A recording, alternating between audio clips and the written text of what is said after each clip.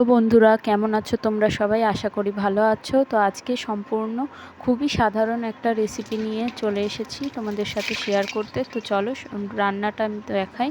আজকে পেঁপে দিয়ে মুগের ডাল রান্না করব, তো সেটাই তোমাদের সাথে শেয়ার করছি।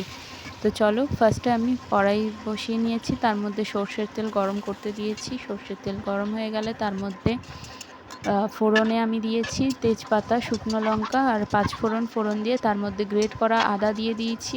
আদা দেওয়ার পরে তার মধ্যে কুচি করে কেটে রাখা টমেটোটা দিয়ে দিয়েছি। টমেটো দিয়ে একটু নাড়াচাড়া করে নিয়ে তার মধ্যে একে একে আমি নুন, জিরের গুঁড়ো, হলুদ গুঁড়ো দিয়ে আবারও একটু নাড়াচাড়া করে অল্প সামান্য একটু জল ঢেলে দিয়েছি, যাতে করে না মশলাটা কড়াইয়ের গায়ে লেগে যায়। তারপরে 4টে চেরা কাঁচা লঙ্কা দিয়ে ঢাকা দিয়ে দিয়েছিলাম কিছুক্ষণের জন্য। তারপর ঢাকা খুলে আবারও একটু নাড়াচাড়া করে তার মধ্যে আগে থেকে সিদ্ধ করে রাখা পেঁপেটা আমি দিয়ে দিয়েছি। পেঁপেটা দিয়ে কিছুক্ষণ একটু নাড়াচাড়া করে নেব। পেঁপেটাকে কষিয়ে নিয়ে ভালো করে তার মধ্যে আগে থেকে সেদ্ধ করে রাখা মুগের ডালটা আমি ঢেলে দিলাম। ডালটা ঢেলে দেওয়ার পর তার মধ্যে ডালটা ফুটে উঠলে তার মধ্যে স্বাদ মতো অল্প একটু চিনি দিয়ে দেব।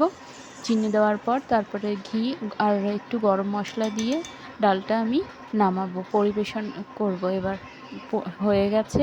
কেমন লাগলো অবশ্যই লাইক সাবস্ক্রাইব করো আর কমেন্ট করে জানিও। টাটা।